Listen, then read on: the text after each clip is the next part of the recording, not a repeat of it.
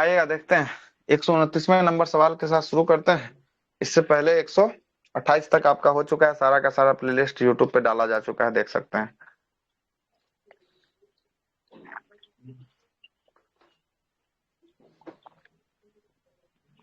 आइए, बोल रहा है 129वां नंबर सवाल कि निम्नलिखित में से कौन सा विश्व का सबसे हानिकारक जलीय खरपतवार है? तो कौन होगा? तो आइकोनिया जो है कि आपको सबसे ज्यादा जो है कि हानिकारक जो है कि आपको खरपतवार है ना। आइकोनिया विश्व का सबसे हानिकारक जलीय खरपतवार है और इसे जल हाय सिंध या जलकुंभी जो है कि आपको कहते हैं। देखते होंगे ना, जल में जलकुंभी जो है कि आपको रहता है, वही उसी के बारे में जो है कि आपको बोल रहा है। और यह एक सजावटी पौधा है और इसे सुंदर जो है कि आपको इसके पुष्प भी जो है कि आपको होते हैं। खरपतवार की बात करेंगे, ऐसे अवांछनीय पौधे होते हैं जो बिना बोए जो है कि आपको उग जाते हैं और लाभ की तुलना में क्या करते हैं, ज्यादा हानि पहुंचाते हैं। और ऐसे पौधे को क्या कहते हैं, ऐसे ही पौधे को हम लोग खरपतवार कहा जाता है। साल्वेनिया मोलेटेस्टा को जो है कि आपको करीबा जो है कि खरपतवार के रूप में जो है कि आपको जाना जाता है। और हाइड्रेलिया और पोंटा पोंटा मोगेटन खरपतवार का अन्य जो है कि आपको उदाहरण है। और विश्व का पहला रासायनिक खरपतवार नाशी की बात करेंगे, खरपतवार को नाश करने वाला दवा का क्या नाम है? 2,4-D जो है कि आपको नाम होने वाला है, 2,4-D। यह 2,4 जो है कि आपको डी डाइक्लोरो फिनॉक्सी जो है कि एसिटिक अम्ल का जो है कि आपको ये बना जो है कि आपको होता है।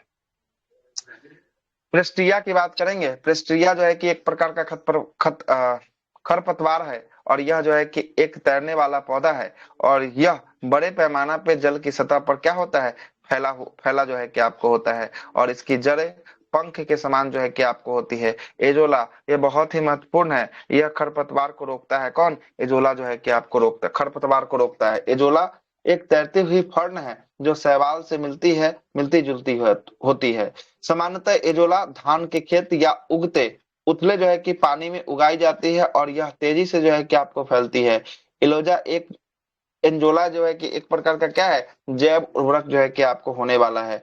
और यह एक तरह जहां इसे धान धान की उपज बढ़ाती है, वही यह कुरकुट मछली और पशुओं के चारे और पौष्टिक आहार के रूप में जो है कि आपको काम आता है। कौन? एंजोला जो है कि आपको काम आता है। और पशुओं को खिलाने से इसका दूध जो है कि उत्पादन क्या हो जाता है, दूध उत्पादन भी जो है कि आपको बढ़ जाता है। और कुछ देशों में तो लोग इसे चटनी और पकौड़े भी जो है कि आपको बनाते हैं और इसे खाते हैं और इससे बायोडीजल भी जो है कि आपको तैयार किया जाता है। यहाँ तक कि लोग इसे अपने घर में ड्राइंग रूम में सजाने का भी काम करते हैं। किसका? एजोला को जो है कि आपको सजाने का काम करते हैं। जरा देखे एजोला होता कैसा है। सर रस्सी नुमा टाइप के होता है धान के फसल में, बहुत ज्यादा ही उपयोगी पतला है सर। पतला पतला पतला एकदम रहता है देख सर। देखते ना, हम भी नहीं देखे, इतना इसके बारे में सुन लिए। अच्छा, ई है एजोला। हाँ, अच्छा, तितली इधर जैसा। देखते हैं कि पानी पानी में तो इधर साफ हरा हरा कर देता है पूरा छाप के। तैरते रहता है सर। हाँ हाँ, तैरते रहता है। अच्छा, ये ये तो है अजोला एजोला। बोलता है, जो पानी में लगता इसका है। हाँ, पकौड़ा खाता है सर। हाँ, पकौड़ा भी खा रहा, देख रहे हैं इसमें ना। प्रोटीन नाम बहुत दिन से प्रोटीन सुन रहे थे ज्यादा रहता लेकिन है। हाँ, प्रोटीन इसमें पकौड़ा ज्यादा होता है इसको तो। हाँ, पकौड़ा भी इसको बनाता है ना। लिखा है सर, पता एडोला है सर। कॉन्टेक्ट नंबर दिया है। और आप बहुत ही काय नियन नहीं है सर। हाँ, काइलियन तो और लग ही वही रहा है बोले थोड़ा ना, बहुत, देखिए। शैवाल का हाँ, देखिए। पार्ट है। हाँ ना। ऐसा तो ऐसा देखे हैं बहुत पानी में, लेकिन यही नहीं पता था कि ये जोला है ना। पढ़े तो सही बहुत बात बार हैं। बोल रहे हैं। देखे तो हम लोग भी हैं ये सब। हाँ, देखे होंगे ना। ऐसा ऐसा पूरा पानी में तो बहुत जगह दिख जाता है ऐसा, है ना? इसीलिए इतना चर्चा किया, इसीलिए इसको रोक के देख भी लिया। चलिए आते हैं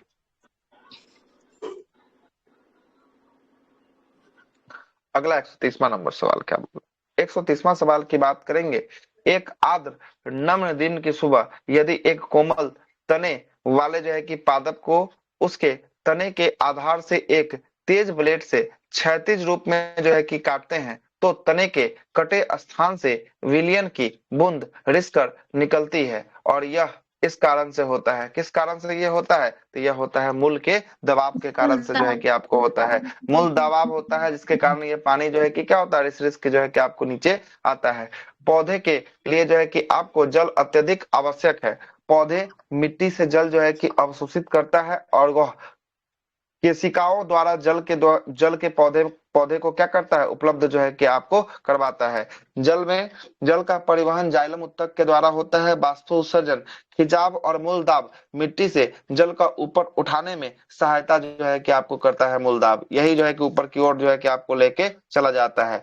आर्द्रता पूर्ण दिन का प्रातः काल के समय यदि एक नरम जो है कि तने वाले पादप को नीचे क्षैतिज दिशा में, है ना, तीखे ब्लेड से जो है कि आपको काट दे तो कटे हुए तने पर द्रव की जो है कि कुछ मात्रा रिसकर, है ना, रिसकर जो है कि क्या हो जाती है, रिसकर निकलने लगती है और उसी पर उस और ऊपर से उठी जो है कि आपको उठी हुई जो है कि आपको हो जाती है। और यह किसके कारण होता है? तो यही मूल दाब के कारण जो है कि आपको होता है। मूल दाब और आयनों का प्रवाह में सहायता जो है कि आपको प्रदान करता है। बिंदु स्राव की बात करेंगे। बिंदु स्राव क्या होता है? बिंदु स्राव की प्रक्रिया को अंग्रेजी भाषा में, है ना, रोटेशन कहते हैं। पादपों की पत्ती के किनारों को जलरंध्र जो है कि आपको कहा जलरंध्र जो है कि आपको होता है। पत्तियों के किनारों से द्रव की बूंद के रूप में जल का रिसना बिंदु स्राव जो है कि आपको कहलाता है और यह प्रातः काल के समय देखा जा सकता है।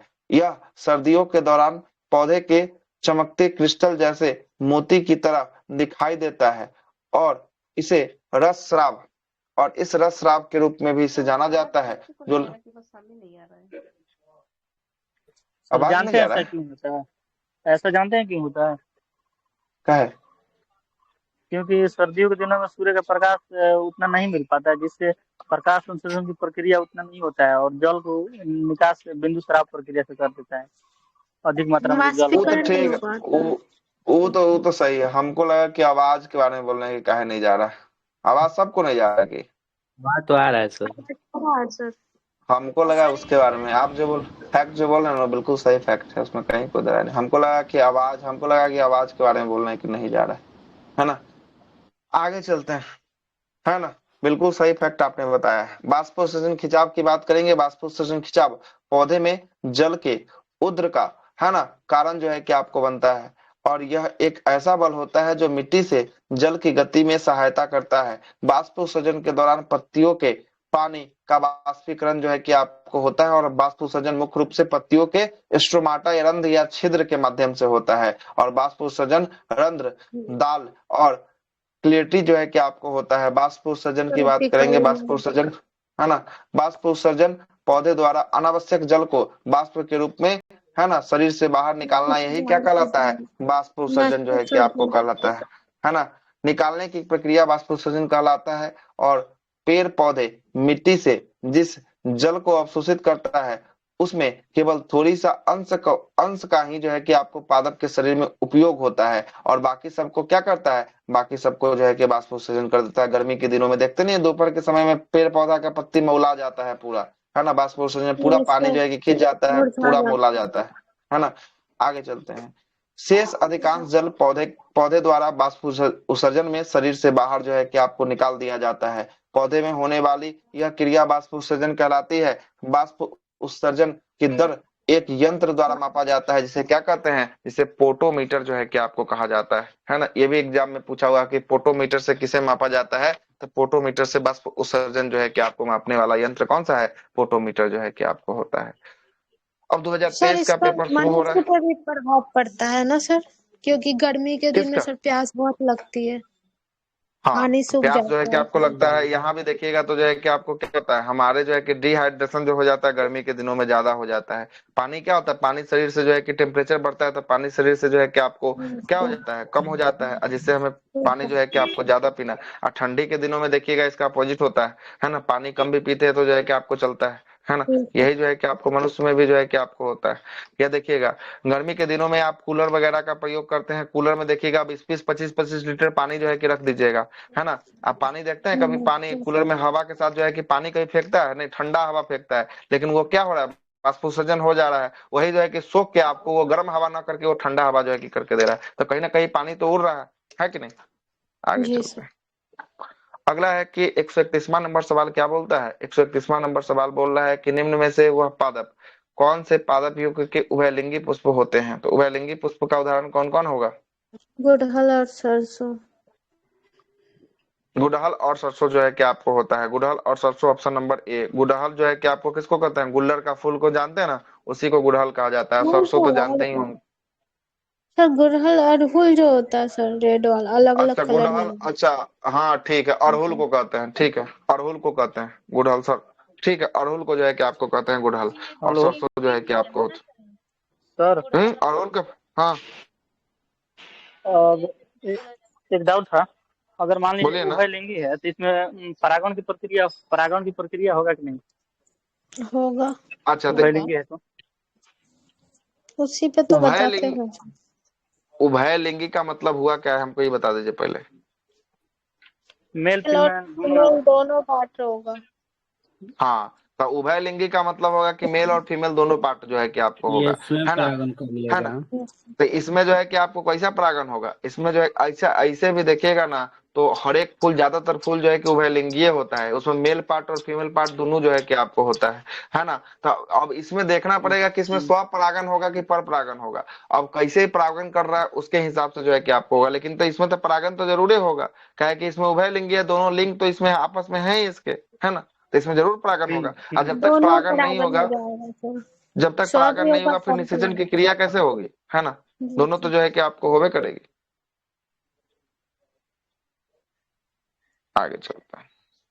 आगे क्या बोल रहा है कि उभयलिंगी पौधा ऐसे पौधा होते हैं जिसमें नर और मादा जनन अंग एक ही जो है कि आपके पौधे में पाए जाते हैं। मतलब एक ही पौधे के फूल में एक नर में होता है, एक जनन मादा का अंग होता है। और ऐसा जब होगा तो ये ज्यादातर जो है कि कौन सा परागण कराएगा, स्वपरागण तो की पर परागण परागण। स्वपरागण स्व ज्यादातर स्व जो है कि आपको परागण। कराएगा, है ना, स्वपरागण जो है कि आपको कराएगा। और यह स्वयं या स्व जो है कि परागण करा लेता है, देख रहा है ना, यहाँ लिखिए दिया ये बात, है ना। और एग्जाम्पल के लिए ट्यूलिप, सूरजमुखी, गुड़हल, सरसों, लिली, है ना, कमड़ा, खीरा, मक्का, है ना, कक्कर बिट्टा, टमाटर, बैगन, गुलाब, है ना, हिबिस्कस, गुलाब, धतूरा, एक लिंगी जो है कि आपको होता है। यह सब जो है कि आपको कैसा होता है, यूनिसेक्सुअल जो है कि आपको होता है। जिन फूल में पुंकेसर और स्त्री केसर में केवल एक ही भाग होता है उसे ही एक लिंगी कहते हैं। और यह एक लिंगी जो है कि आपको कौन होता है, जैसे पपीता हो गया, पपीता हो गया, है ना, उसके बाद सफेद जो है कि आपको, सफेद जो है कि सहतूत हो गया, खरबूज हो गया, ककड़ी हो गया, मक्का हो गया और दिया हो गया। यह सब एक लिंगी का उदाहरण जो है कि आपको होता है। चमगादड़ तथा पक्षी का पंख क्या होने वाला है, समजात अंग होने वाला है कि समवृत्ति अंग होने वाला है, समृद्धि। समवृत्ति। समृद्धि। समवृत्ति जो है कि आपको अंग जो है कि आपको होने वाला है। देखिएगा, चमगादड़ और पक्षी के पंख, पंख सतही रूप से जो है कि एक जैसे होते हैं, हालांकि इनमें अलग अलग जो है कि आपको क्या होता है, विकासवाद जो है कि आपको उत्पत्ति जो है कि आपको होती है। चमगादड़ और पक्षी के पंख समरूप अंग के उदाहरण जो है कि आपको होने वाले हैं। और समरूप अंग वो अंग होते हैं जो समान कार्य करते हैं और देखने में भी ये समान दिखते हैं, बल्कि उनकी उत्पत्ति क्या होती है, उनकी उत्पत्ति और संरचना क्या होती है, भिन्न भिन्न होती है ना। उत्पत्ति और संरचना जो है कि आपको भिन्न भिन्न जो है कि आपको होती है। आगे चलते हैं 133वां नंबर, किनका रिपीट हो रहा है आवाज। 133वां नंबर सवाल बोलता है कि डैश एक आवश्यक तत्व है जिसका उपयोग प्रोटीन के संश्लेषण में किया जाता है। तो प्रोटीन का संश्लेषण तभी होगा जब नाइट्रोजन नाइट्रोजन। होगा, और नाइट्रोजन होगा, एमिनो एसिड, कितने प्रकार के एमिनो एसिड से प्रोटीन का निर्माण होगा, 20 प्रकार के। 20। 20 प्रकार के एमिनो एसिड। और हर एक एमिनो एसिड में क्या होगा, नाइट्रोजन होगा, नाइट्रोजन। है ना, नाइट्रोजन जो है कि आपको होगा। प्रोटीन एमिनो एसिड का बायोपॉलिमर है, क्योंकि, है ना, प्रोटीन एमिनो एसिड के बायोपॉलिमर है, इसलिए नाइट्रोजन की अनुपस्थिति में प्रोटीन का संश्लेषण नहीं किया जा सकता है। क्लियर है। आगे चलते हैं। आगे बोलता है कि मैग्नीज, मैग्नीज एक रासायनिक तत्व है और इसकी रासायनिक चिन्ह, है ना, दंड और परमाणु नंबर की बात करेंगे, कितना होने वाला है, मैग्नीज का 25 होता है। और 25। यह एक कड़ा और टूटने वाला धातु होता है। प्रकृति में यह शुद्ध रूप से नहीं मिलता है, बल्कि यह अन्य तत्वों के साथ जो है कि आपको बने यौगिक से प्राप्त होता है। मैग्नीज की कमी के कारण हड्डियां कमजोर हो जाती हैं, जोड़ों में दर्द और मड में जो है कि तेजी से जो है कि आपको बदलाव की समस्या जो है कि आपको आ जाती है। जिंक जास्ता की बात करेंगे, यह एक ऐसा खनिज है जो शरीर के कई कार्यों के लिए जरूरत होता है और इसे इसे जो है कि आपको कहते हैं। इसमें शरीर के रोग प्रतिरोधक क्षमता को मजबूत करना। जिंक से जुड़ी कुछ जानकारी की बात करेंगे। जिंक से घाव जो है कि आपको भरता है, तो घाव भरने वाली जो दवा होती है उसमें जिंक का प्रयोग होता है। इंसुलिन केवल को रेगुलेटिंग जो है कि आपको करता है, जिंक करता है। मोटापा को कम करता है, मांसपेशियों को मजबूत प्रदान करता है, कई तरह के इन्फेक्शन से लड़ता है जिंक। शरीर में कई स्वास्थ्य कोशिकाओं का निर्माण जिंक करता है। स्वाद और गंध बता बनाए रखने में मदद करता है जिंक। थायराइड फंक्शंस को बनाए रखने में भी मदद करता है जिंक। फास्फोरस की बात करेंगे, फास्फोरस का प्रतीक चिन्ह P और इसका परमाणु संख्या 15 होता है और यह एक मोम जैसा केमिकल होता है जो हल्का पीला या रंगहीन होता है और इससे सड़े हुए जो है कि आपको कैसा लहसुन तेजी से जो है कि आपको गंध जो है कि आपको मारता है और यह ऑक्सीजन के संपर्क में आते ही क्या हो जाता है, इसमें आग पकड़ लेगा। आग पकड़ लेता है ना। और माचिस के तिल्ली में जो है कि आपको किस फास्फोरस का प्रयोग लाल करते हैं, फास्फोरस। लाल फास्फोरस का प्रयोग करते हैं, जबकि श्वेत फास्फोरस ज्वलनशील होता है। इसे कहाँ रखा जाता है, पानी में पानी रखा में। जाता है। दो ही फास्फोरस में होता है सर, लाल और श्वेत। लाल श्वेत लाल और फास्फोरस। फिर पीला भी फास्फोरस होता है ना, जिसको जल में रखा जाता है। अरे देखिए, पीला फास्फोरस नहीं होता, लाल फास्फोरस और एक सफेद फास्फोरस। सफेद फास्फोरस का ही एक रूप होता है पीला फास्फोरस, उसको भी जल में और इसको भी जल में रखा जाता है। ऐसे फास्फोरस दो ये टाइप का होता है, ठीक ना। उसी में से एक निकल के आया है पीला, ठीक है। आगे देखिएगा, अगला है 134वां नंबर सवाल की बात करेंगे। आंख और उसके रोगों से संबंधित चिकित्सा शास्त्र मेडिसिन की शाखा को क्या कहा जाता है, तो ऑप्थोल्मोलॉजी जो है कि आपको कहा जाएगा, ठीक ना। ऑप्थोल्मोलॉजी कहलाएगा, ठीक ना। आंख और आंखों से जुड़े रोगों से संबंधित चिकित्सा विज्ञान की शाखा को नेत्र विज्ञान में ऑप्थोल्मोलॉजी कहते हैं। नेत्र विज्ञान में आंखों की रचना, आंख के काम करने की तरीका, आंखों के बीमारियों और उनकी चिकित्सा से जुड़े जानकारी हम लोग इसमें लेते हैं।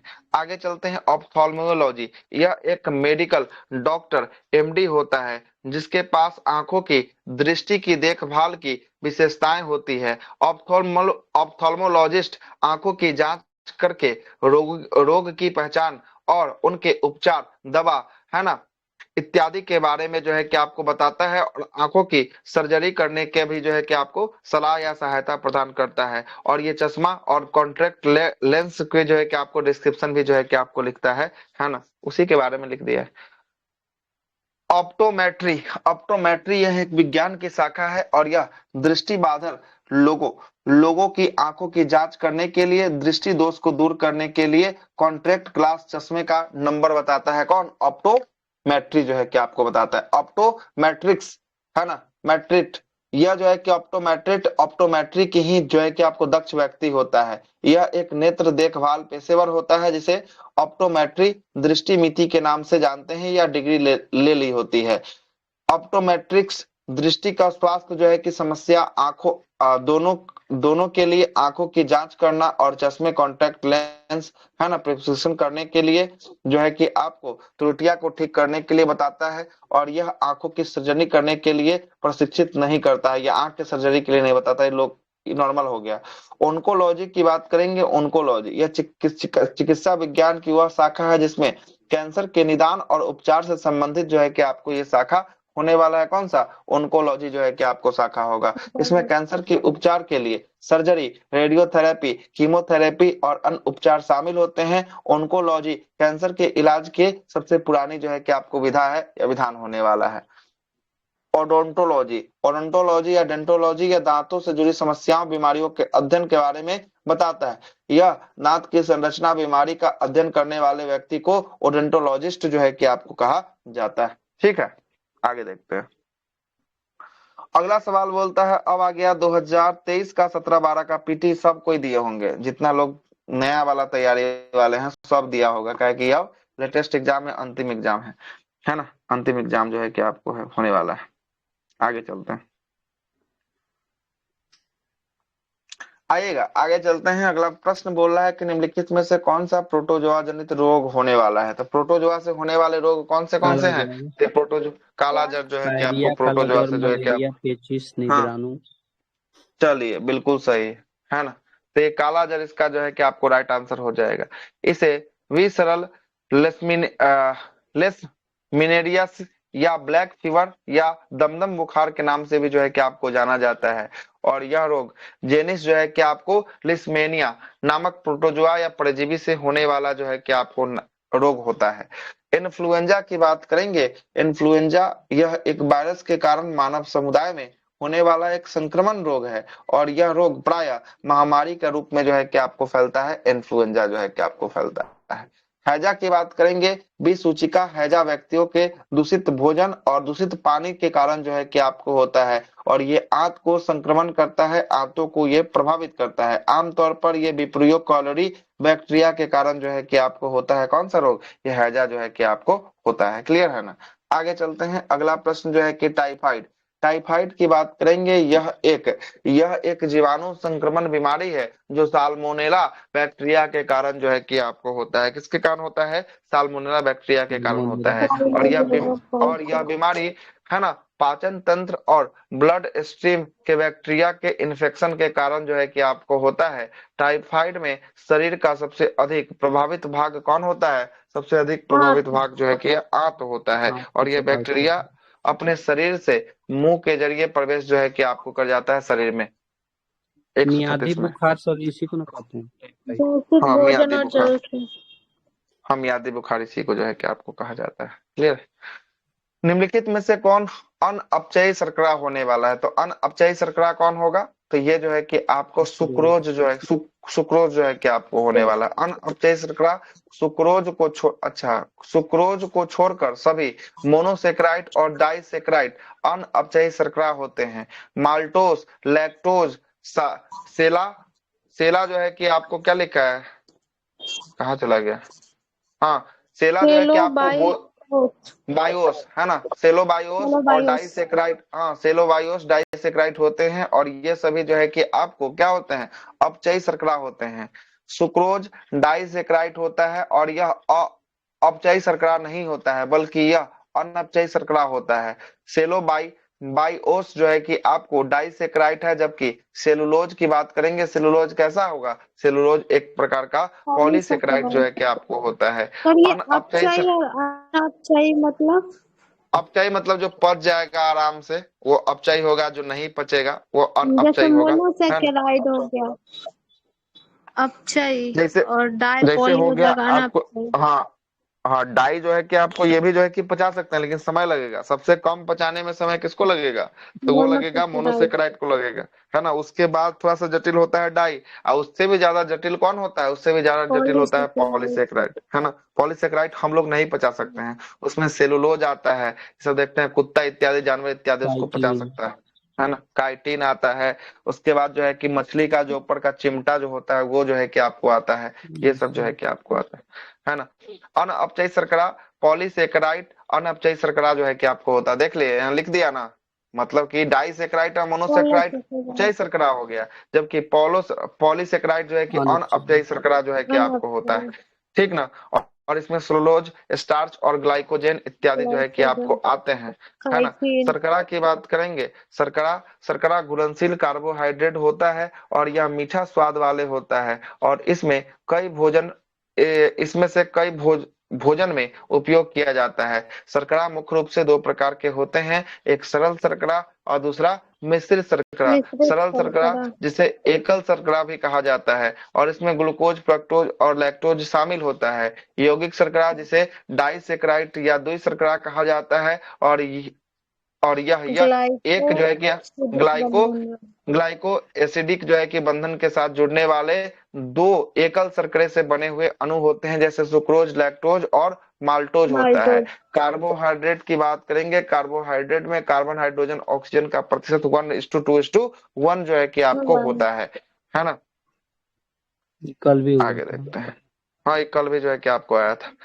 है ना। शरीर की ऊर्जा की आवश्यकताओं की 50 से 75% की पूर्ति इन्हीं पदार्थों के द्वारा होती है और एक ग्राम ग्लूकोज पूर्ण ऑक्सीकृत होकर कितना कैलोरी ऊर्जा प्राप्त करता है, तो ये 4.2 किलो कैलोरी ऊर्जा जो है कि आपको प्राप्त करता है। जब और फैट का सर जबकि कितना था? 9.2 या 9.2 3 था, 9.2 था सर, 2 था कि 3 था, यही होगा, 9 पॉइंट कुछ है। 3 इसमें 2 आ गया, उसमें 3 ये होता दिया है सर नीचे, वसा में लगभग 9 किलो है। कैलोरी 9 ऊर्जा किलो होती है। कैलोरी, हाँ। हाँ दिया ही है, तो पॉइंट वाला नहीं जबकि लिया है। 1 ग्राम जो है कि आपको वसा में हमें लगभग 9 किलो कैलोरी ऊर्जा प्राप्त होता है। कार्बोहाइड्रेट 3 प्रकार के होते हैं, मोनोसेक्राइड, डाइसेक्राइड और पॉलीसेक्राइड। इस पर चर्चा हम कल किए थे, ऊपर में आया था कल, है ना। बार बार मोनोसेक्राइड ग्लूकोज, है ना, ग्लूकोज, गैलेक्टोज, फ्रक्टोज और मेनोज ट्राइज होता है। जबकि डाइसेक्राइड की बात करेंगे, ग्लूकोज और फ्रक्टोज मिलकर क्या बना देता है, ये बनाता है सुक्रोज। ग्लूकोज और ग्लूकोज मिलकर क्या बनाता है, माल्टोज बनाता है। और ग्लूकोज और गैलेक्टोज मिलकर जो है कि आपको लैक्टोज बना देता है ना, लैक्टोज बना देता है। और सेला बायोस जो है कि एक प्रकार का क्या है, एक प्रकार का डाइसेक्राइड होता है। जबकि सेलुलोज एक प्रकार का क्या है, पॉलीसेक्राइड जो है कि आपको होता है। पॉलीसेक्राइड मोनोसेक्राइड के कई अणुओं से मिलकर एक लंबी श्रृंखला वाले आंकलित जो है कि आंकलनशील पॉलीसेक्राइड का निर्माण करता है। पॉलीसेक्राइड की प्रकृति सबसे ज्यादा पाए जाने वाले कार्बोहाइड्रेट होते हैं और इसके अन्य उदाहरण स्टार्च, ग्लाइकोजन, काइटिन, सेलुलोज, गोंद इत्यादि होते हैं। पॉलीसेक्राइड के बारे में कुछ महत्वपूर्ण तथ्य क्या होने वाले हैं। पॉलीसेक्राइड में एक सामान्य जो है कि वैज्ञानिक शब्द ग्लाइकेन होता है ना, ग्लाइकेन होता है। पॉलीसेक्राइड का मुख्य काम भोजन का संग्रहण और संचरण करने का निर्माण करना होता है और यह स्वाद में मीठा नहीं होता है और इसे गैर शर्करा भी कहा जाता है। किसको, पॉलीसेक्राइड को कहा जाता है। पॉलीसेक्राइड में आमतौर पर 10 से ज्यादा मोनोसेक्राइड के इकाई होती है, मतलब कि 10 से ज्यादा अगर कौन मिलेगा, मोनोसेक्राइड मिलेगा तो पॉलीसेक्राइड का निर्माण होगा। पॉलीसेक्राइड जैविक जो है कि पॉलीमर का एक महत्वपूर्ण वर्ग होता है। पॉलीसेक्राइड पौधा, जानवर और सूक्ष्म जीव में पाया जाता है। पॉलीसेक्राइड अपने उच्च पोषक मूल्य और हमारी प्रतिरक्षा और पाचन कार्यों के, है ना, विषहरण प्रणाली पर सकारात्मक प्रभाव जो है कि प्रभाव के कारण जो है कि आपको जाना जाता है। किसको, पॉलीसेक्राइड को जाना जाता है। 137 की बात कर लेते हैं। 137 नंबर सवाल क्या बोल रहा है, 137 नंबर सवाल बोलता है कि आंत में पाचन के पश्चात अवशोषण वसा का संग्रह होता है। किससे होता है, तो वसा सब पचा हुआ भोज्य पदार्थ हम आपको पाचन तंत्र पढ़ाए थे, कहाँ चल जाता है, सब जो है कि आपको जाता है रुधिर, मतलब ब्लड में जो है कि आपको सब जो है कि आपको चला जाता है और ब्लड से फिर जो है कि खून बनाता है और बनने के बाद जो है कि शरीर में फिर से जो है कि आपको आता है। आगे चलते हैं। नींद आने लगता है खाना खाने के बाद। हाँ, और वही हम आपको बताया, खाना खाने के बाद नींद कहा जाता है तो सारा मांसपेशियां जो है कि आपको पेट वाले मांसपेशी के पास जो है कि आपको ब्लड चला जाता है और उस पे जो है कि आपको क्या करता है, उस पे खिंचाव करता है और खींचने के बाद यहाँ का भोजन की पाचन जो है कि प्रारंभ होता है। पेट में भोजन 4 घंटा रहता है, इसलिए खाने के बाद हल्का फुल्का नींद आ जाता है। नींद तभी आएगा जब आपको कमजोरी होगा, आपके ब्लड में सर्कुलेशन, आपका ब्रेन में ब्लड सर्कुलेशन आपका बहुत धीमा हो जाएगा, तो आपको बराबर नींद आएगा। ठीक है ना, आगे चलते हैं। अगला है कि आंत में वसा का पाचन पायसीकरण द्वारा जो है कि आपको होता है और आंत में पाचन के पश्चात अवशोषण वसा वाहन रुधिर के माध्यम से चला जाता है। आगे देखिएगा, निम्नलिखित में से जीवाणु जनित को पहचानिए, रोगों को पहचानिए और सही विकल्प को चुनिए। जीवाणु से होने वाला रोग को जरा देखिएगा, तो जीवाणु से होने वाला कुष्ठ रोग, ये भी जो है कि आपको जीवाणु से होता है। टेटनेस, ये भी जीवाणु से होता है। हैजा, ये भी जीवाणु से होता है। और जो है कि मस्तिष्क जो है कि आपको मेनिंजाइटिस, ये भी जो है कि आपको जीवाणु से होता है। जबकि पोलियो ये किससे होता है, वायरस से होता है। मोतीझरा ये भी जो है कि आपको वायरस से होता है। टाइफाइड इसको कहते हैं, है ना, मोतीझरा या टाइफाइड, है ना। तो ये ना ई हो गया जीवाणु से, किससे होगा, टाइफाइड जो है कि आपको जीवाणु से होगा। तो ई तो गया। आगे है निमोनिया, रेबीज ये भी हो गया किससे, विषाणु मतलब वायरस से हो गया। यहाँ क्या बोला है, जीवाणु, मतलब 1 और 2 जो सही है। यही आंसर दिया है क्या, सर ए और बी, निमोनिया भी ठीक है। तो होता है ना जीवाणु, अच्छा, निमोनिया जीवाणु से, देखिए क्या बोल रहा है, ई हो गया जीवाणु, ठीक है। यहाँ रेबीज हो गया विषाणु, क्या हो गया, विषाणु हो गया। और ई यहाँ पर क्या बोल रहा है, अलग यहाँ अलग बोल हो रहा है गया। निम्न में से कौन जीवाणु जनित को पहचानिए और सही उत्तर को चयन कीजिए। तो ए में एगो विषाणु एगो जीवाणु तो ये तो कट जाएगा ना। Yes sir. ऐसा ही ऊपर में भी एगो जीवाणु एगो विषाणु तो इहो कट गया ना, डी है ना। तो सी और डी कट गया तो ए और बी ना होगा। Yes clear sir. है, इसीलिए इसका लिया। ऐसे इस दोनों में भी एगो एगो है जीवाणु से, ठीक ना, लेकिन इसमें एगो एगो विषाणु से भी पड़ा हुआ है, तो इसीलिए जो है कि यस आपको ऐसा लिया है। सर। ए ठीक बी है, में दोनों में जीवाणु है। हाँ, और ए और बी में प्रॉपर रूप से दोनों का दोनों ऑप्शन जीवाणु वाला ही, उसमें विषाणु वाला ऑप्शन नहीं है। कुष्ठ रोग, टेटनेस, निमोनिया, प्लेग, कोड है ना, और टाइफाइड, हैजा इत्यादि जो है कि किससे होता है, जीवाणु से होता है ना। मेनिंजाइटिस यह एक मुख्य रूप से जीवाणु द्वारा होने वाला है, लेकिन यह जीवाणु का एवं कवक से भी हो सकता है मेनिंजाइटिस। मोतीझरा, मोतीझरा को टाइफाइड कहते हैं, है ना। और यह एक तीव्र ज्वर होता है जो कुछ सप्ताह तक जो है कि बना रहता है, और यह किसके कारण होता है, साल्मोनेला टाइफोसा नामक जीवाणु के कारण जो है कि आपको टाइफाइड होता है ना। विषाणु जनित रोग में एड्स हो गया, पोलियो हो गया, है ना, पीलिया हो गया, हेपेटाइटिस हो गया, जॉन्डिस हो गया, इन्फ्लुएंजा हो गया, चेचक हो गया, खसरा हो गया, रेबीज हो गया, डेंगू हो गया, ट्रैकोमा इत्यादि किससे होता है, यह सब का सब की बात करेंगे। यह सब का वायरस। सब जो है कि आपको विषाणु से होता है, मतलब वायरस से जो है कि आपको होता है। क्लियर है, आगे चलते हैं। अगला देखिएगा, इमरजेंसी आपातकालीन हार्मोन किसे कहा जाता है, एड्रेनलिन आपातकालीन हार्मोन। हार्मोन किसको, एड्रेनलिन हार्मोन जो किडनी के ऊपर रहता है सर, लड़ो उड़ो हार्मोन, इसी को कहते एड्रिनल का जो है कि आपको नाम बिल्कुल सही, एड्रिनल ऑप्शन नंबर ये। और ये किसके ऊपर होता है, ये किडनी के ऊपर जो है कि आपको बैठा होता है ऐसे त्रिभुजाकार में, है ना। फोटो भी दे जो है कि आपको दिखा हैं। यस है सर। ना। चलते हैं आगे, आगे देखिएगा।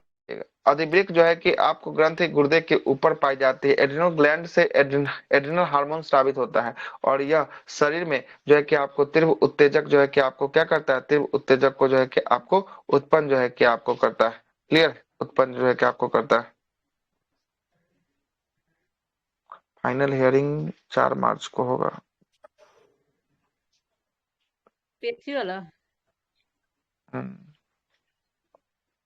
पता नहीं क्या हुआ है 4 मार्च को, अभी आज तो था, आज खर्च कितनी कर तारीख है आज अभी, 21 है। 22 फरवरी को था ना। आज ही आज ही 21 ना था, फरवरी। कुछ केस आज और था। जो था ना उसको मर्ज कर दिया है, 4 मार्च का डेट दे दिया है, आगे बढ़ा दिया। तोड़ी के जरा सबको मर्ज कर दिया एक साथ, सब बिका हुआ है, कोनो नहीं है सही, है ना। न्यायपालिका पर भी आदमी को भरोसा अब कैसे रहेगा अब, सर, है ना। न्यायपालिका से ही तो स्टार्ट होता है। आप कोई भी काम कराने जाइए, जब तक वो पैसा नहीं लेगा ना तब तक नहीं करेगा, तो स्टार्ट तो वहीं से होता है। है ना, सही है बात, वो बात सही है, बोले तो घूसखोरी तो वहीं से शुरू हो रहा है, और वहीं पर घूस के लिए हम जो है कि आवेदन दे रहे हैं ना। सही है, ठीक है। अब 4 मार्च को जो है कि आपको टाई अप कर दिया, अब 4 मार्च को समझ रहे हैं, तब तक कितना फॉर्म भरवा लेगा ये सब मिलके, है ना। अच्छा, जो करना है करे। अब आगे चलते हैं, 140वें नंबर सवाल पे आते हैं। 140वां नंबर सवाल क्या बोलता है ना। द्वार कोशिका में जब जल अंदर होता है, अंदर जाता है, तब वह फूल जाता है और रंध्र का छिद्र डैश हो जाता है। रंध्र का छिद्र जब फूलेगा तो ये खुल जाएगा, क्या हो जाएगा, खुल जो है कि आपको जाता है, ठीक है, खुल जाता है। आगे देखते हैं, आगे क्या बोलता है। जब जल का अवशोषण के कारण ही द्वार कोशिकाएं जो है कि आपको फल जाती है, फूल जाती है, जिससे रंध्र जो है कि आपको खुल जाता है। जबकि द्वार कोशिकाएं के सिकुड़ने से रंध्र क्या हो जाता है, रंध्र जो है कि आपको बंद हो जाता है। सिकुड़ने से बंद हो जाएगा, फूलने से खुल जाएगा।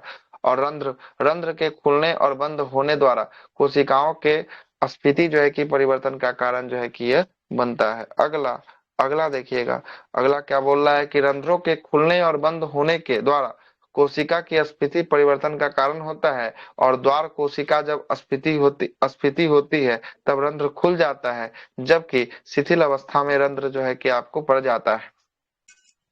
क्या हो गया, इसको ब्लैक हो गया। आगे देखते हैं, अगला सवाल क्या बोलता है। अगला सवाल है सेकेंड शिफ्ट का, वही 17 12 23 का सवाल। क्या बोलता है, 141 नंबर सवाल। 141 नंबर सवाल बोलता है कि रस संवेदनी ग्राही, है ना, डैश का पता लगाता है। तो किसका पता रस लगाता है, तो यह स्वाद का पता जो है कि आपको लगाता है, ठीक है। संग्राहक आमतौर पर हमारे इंद्रियों के इंद्रियों में स्थित होता है, जिसे जैसे कि आंतरिक कान, नाक, जीभ आदि शामिल है। संग्राहक की सहायता से हम अपने नाक से चीजों से सूंघते हैं, अपने जीभ से चीजों को स्वाद लेते हैं, अपने कानों से चीजों को क्या करते हैं, सुनते हैं, और अपने आंखों से चीजों को क्या करते हैं, देखते हैं। रस देखते हैं। संवेदी संग्राहक जीभ में पाया जाता है। इसी को क्या कहते हैं, टेस्ट ट्यूब बर्ड जो है कि टेस्ट आपको कहा बर्ड। जाता है ना। टेस्ट बर्ड कहा जो है कि आपको जाता है। और इसी से क्या मिलता है, इसी से हमें स्वाद जो है कि आपको मिलता है। रस संवेदी जो है कि ग्राहिकाएं जीभ में पाई जाती हैं, और यह एक समान रूप से स्वाद नलिकाएं होती है, टेस्ट बर्ड होती है ना, और विपरीत होते हैं। और इनका प्राथमिक कार्य स्वाद का क्या करना है, पता जो है कि आपको लगाना होता है। रुधिर कणिका जो रक्त के थक्का निर्माण में सहायक होता है, वो कौन होता है, थक्का निर्माण बता चुके हैं। प्लेटलेट। प्लेटलेट्स जो है कि आपको होता है ना, प्लेटलेट्स होता है। और ये बताइए सॉलिड भाग है कि लिक्विड भाग,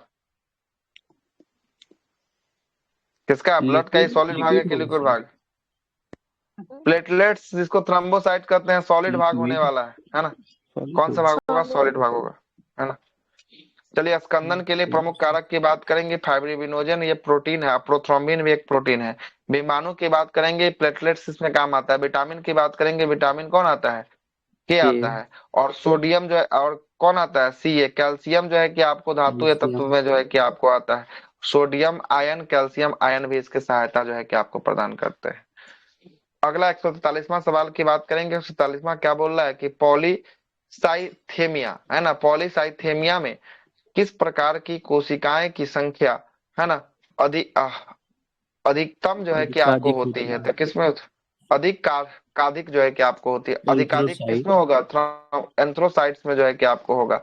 एंथ्रोसाइट्स किसका नाम हो गया, आरबीसी का कि डब्ल्यूबीसी का आरबीसी कि का। प्लेटलेट्स का, आरबीसी का सर। आरबीसी का। आरबीसी। तो सर वही बोल रहा है कि आरबीसी आरबीसी का, डब्ल्यूबीसी का, प्लेटलेट्स का। तो आपको होल ब्लड जब पढ़ा रहे थे तो आरबीसी की संख्या हम आपको बताए थे कि 5 मिलियन होता है। 5 मिलियन का मतलब कितना हो गया, 50 50 लाख लाख। जो है कि आपको हो गया। 50 और लाख वही हम डब्ल्यूबीसी की संख्या हम आपको बताए थे, 10 डब्ल्यूबीसी की लाख। संख्या कितना, 10 से लेकर 15,000 जो है कि आपको होता है। वही आपको प्लेटलेट्स की संख्या बताए थे, 1.5 से लेकर कितना, 4.5 लाख तक इसकी संख्या जो है कि 4 आपको होती है। हो गया। और इसमें सबसे अधिक पूछ रहा था, सबसे अधिक किसका होगा, एरिथ्रोसाइट्स का आरबीसी। होगा। यहाँ पर आरबीसी देता तो सब तो मारिए देता है, इसीलिए इसका आरबीसी न देकर इसका जो है कि आपको लैटिन नाम दे दिया, कौन, इंग्लिश में दे दिया। एरिथ्रोसाइट्स जो है कि आपको दे दिया, इलेक्ट्रोसाइट। ठीक है ना, इसीलिए इसका नाम है। ठीक है, इसीलिए इसका आंसर हो गया। देखिए सेकंड शिफ्ट का ये सवाल था, है ना। यह आपके अस्थि मज्जा का बहुत अधिक लाल रक्त कणिकाएं बनाने के कारण होता है, और यह अतिरिक्त कोशिका आपके रक्त को गाढ़ा कर देता है, और इसके प्रवाह को धीमा जो है कि करता है, जिससे रक्त में थक्का जैसी गंभीर समस्याएं हो सकती है। पॉली जो है कि आपको सिंथेमिया वेरा, पॉलीसिंथेमिया वेरा किसी भी जो है कि उम्र में जो है कि आपको हो सकता है, लेकिन यह लगभग 50 से लेकर 75 वर्ष के बीच जो है कि वैक्स आम आम जो है कि आपको लोगों को होता है। पॉलीसिंथेमिया एक दुर्लभ है, और यह आमतौर पर धीरे धीरे विकसित होता है, और यह हो सकता है कि आपके यह बिना पता चले कई वर्षों तक बना रहे। आमतौर पर आपका शरीर, आपके पास मौजूद 3 प्रकार के रक्त कोशिकाएं आरबीसी, डब्ल्यूबीसी और प्लेटलेट्स से प्रत्येक की संख्या को क्या करती है, प्रत्येक की संख्या को नियंत्रित करती है। पॉलीसिंथेमिया वेरा में आपकी अस्थि मज्जा में कुछ जो है कि रक्त कोशिकाओं को बहुत अधिक मात्रा में बनने लगता है, और खासकर ये लाल रक्त कणिकाएं, है ना, पॉलीथेमिया के कई जो है कि कारकों का कारण होता है। यह मुख्य रूप से यह लाल रक्त कोशिकाओं की संख्या में क्या कर देता है, वृद्धि का वर्णन जो है कि आपको करता है। इसीलिए पॉलीसिंथेमिया को जो है कि कभी कभी एरिथ्रोसाइट्स भी जो है कि आपको कहा जाता है। अगला 144वां नंबर सवाल, प्लेगरा नामक रोग किस विटामिन की कमी के कारण होता है, vitamin B B six three. Sir niacin हो गया विटामिन बी3 का। हाँ B3 से होता है। बोलिए ना। हाँ हो गया बी3 नियासिन होता है, ठीक तो है। विटामिन बी1 का थायमिन होता है, बी2 का राइबोफ्लोविन होता है, बी3 का नियासिन होता है, बी5 का पेंटोनिक एसिड होता है, बी6 का पैराडॉक्सिन होता है, बी7 का बायोटीन होता है, और कमी बी12 वाला का बताइए ना साइनोकोबालामिन। सर, उसकी कमी से क्या कौन सा कमी नहीं वाला, होते। अच्छा, विटामिन विटामिन बी B1 के कमी के कारण होता है, वेरी वेरी वेरी होता है। वेरी B2 वेरी B2 के कमी के कारण जो है कि आपको लकवा जो है कि आपको हो सकता है ना, त्वचा का फटना जो है कि आपको हो सकता है ना। और B3 का नियासिन हो गया, इससे जो है कि मंदबुद्धि हो जाएगा और बाल का जो है कि आपको गिरना हो सकता है, ठीक ना, मंदबुद्धि और बाल का गिरना। B5 की बात करेंगे, पेंटोनिक एसिड होता है, इससे प्लेगरा नामक रोग जो है कि आपको होता है ना, प्लेगरा B5 से, है ना। B3 में सर B3 पे से लग न रहा है। प्लेग था ना सर। हाँ, B3 से जो है कि आपको प्लेगरा जो है कि आपको होता है, ठीक है। प्लेगरा जो है कि आपको B3 से जो है कि आपको होता है। B7 से होगा ना। बायोटिन वो हो गया ना। बायोटिन से, B7 से कहाँ से हो जाएगा? B7 बायोटिन उसका एथी है ना सर, रासायनिक नाम है ना। बायोटिन रासायनिक नाम है B7 का। उससे जो है कि आपको क्या होगा, शरीर में जो है कि आपको बहुत ज्यादा दर्द इत्यादि जो है कि आपको बना रहेगा, है ना। B7 और H। B7 को ही क्या कहते हैं, B7 को ही विटामिन H के नाम से जो है कि आपको जानते हैं, है ना। और B11 का जो है कि आपको क्या कहते हैं, B11 को B9 भी कहते हैं, इसको फॉलिक या सल्फ्यूरिक एसिड के नाम से जो है कि आपको जानते हैं, ठीक है ना, जानते हैं। इसमें सर अगला 35 हो जाता है B11। B11 से 35। Yes sir. B7 को बायोटीन बोला जाता है ना सर।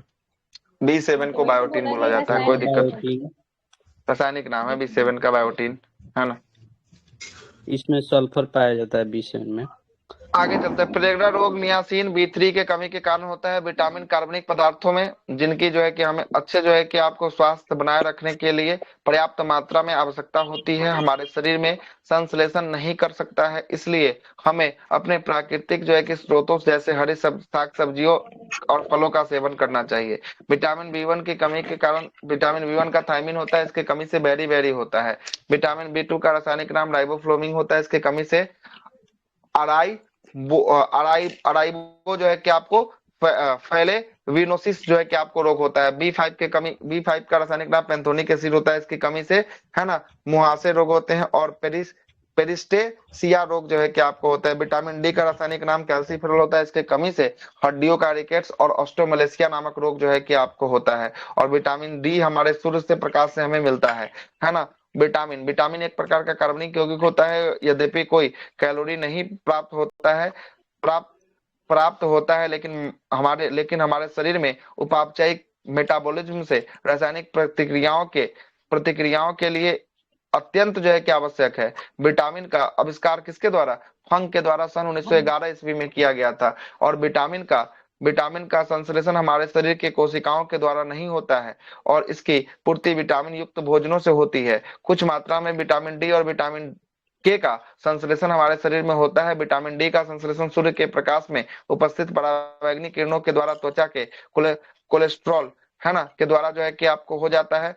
और सूर्य के धूप में उपस्थित हमारे शरीर में विटामिन डी का निर्माण होता है और विटामिन के जीवाणुओं के द्वारा हमारे शरीर में कोलन में संश्लेषण होता है तथा वहां से इसका अवशोषण जो है कि आपको होता है ना। विटामिन के और विटामिन डी का संश्लेषण होता है। जबकि जल में घुलनशील विटामिन की बात करेंगे, विटामिन बी और विटामिन सी, जबकि वसा में ADE जो है कि आपको होता है ना। प्रमुख विटामिन और उसके रासायनिक नाम और उससे होने वाले जो है कि प्रमुख रोग, विटामिन ए का रेटिनॉल होता है, इससे रतौंधी होता है, जीरप्थोल्मिया नामक रोग होता है। और गोल्डन राइस विटामिन ए का अच्छा स्रोत है। विटामिन B1 का रासायनिक नाम थायमिन होता है और इसकी कमी से बेरी बेरी नामक रोग होता है। और विटामिन सी एस्कॉर्बिक एसिड होता है, उसकी कमी से स्कर्वी, मसूड़ा का फूलना इत्यादि रोग होता है। विटामिन डी का रासायनिक नाम कैल्सीफेरॉल होता है, इसके कमी से बच्चों में रिकेट्स, ऑस्टियोमलेशिया रोग होता है। विटामिन ई का रासायनिक नाम टोकोफेरॉल होता है और इसकी कमी से जनन शक्ति में कमी आती है, अर्थात नपुंसकता की स्थिति बन सकती है। विटामिन के रासायनिक नाम फिलोक्विनोन होता है और उसकी कमी से रक्त का थक्का नहीं बन पाता है। और विटामिन बी जल में घुलनशील होता है, जबकि विटामिन का आविष्कार किसके द्वारा, फंक के द्वारा 1911 में जो है कि आपको किया गया। वही रासायनिक नाम लिख दिया नीचे। 145वां और आखिरी सवाल की बात कर लेते हैं। 145वां सवाल क्या बोलता है, रुधिर वाहिनी। और रुधिर जो है कि आपको वाहिका जो कि एकल जो है कि एंडोथेलियम के स्तर का निर्माण होता है और यह होता है, क्या होता है, कोशिकाएं या जो है कि आपको कैपिलरीज जो है कि आपको होता है ना, केशिकाएं होता है। अब केशिकाएं उसको कहेंगे, केशिकाएं किसको कहेंगे, जहाँ कौन सा रक्त जो मिलेगा केशिकाएं में। धमनी और सीरा मिलते हैं। प्योर और प्योर हाँ, दोनों। धमनी और सीरा जो है कि आपको मिलता है, वहां पर शुद्ध और अशुद्ध दोनों टाइप के जो है कि आपको क्या मिलते हैं, रक्त जो है कि आपको मिलते हैं। एंडो जो है कि आपको थिलियम कोशिकाएं की एक परत होती है और लगभग सभी उत्तक रक्त जो है कि आपूर्ति पर निर्भर करती है, और यह रक्त आपूर्ति एंडोथेलियम कोशिकाओं पर निर्भर करती है, जो रक्त की वाहिनियों की परत बनाती है। एंडोथेलियम कोशिकाओं में स्थानीय आवश्यकताओं के अनुरूप अपने संख्या और व्यवस्था को समायोजित करने की उल्लेखनीय क्षमता होता है। यदि एंडोथेलियम कोशिकाएं रक्त वाहिनियों के नेटवर्क का विस्तार और पुनः निर्माण नहीं करती है, जो उत्तक विकास और मरम्मत में असंभव जो है कि आपको होता है ना, असंभव होता है। 146 नंबर से हम लोग कल देखेंगे, 146 से कल देखेंगे। ठीक है सर। 165 तक है, आरपीएफ का 15 सर को और एग्जाम क्वेश्चन सीटी बचे दे दिया। हैं। आरपीएफ का भरे का कांस्टेबल कोई, उसके एग्जाम सीटी डेट दे दिया है। अच्छा, एग्जाम सिटी आ गया कांस्टेबल वाला का। Yes sir. अच्छा, जिनका होगा लिंक डाल देंगे।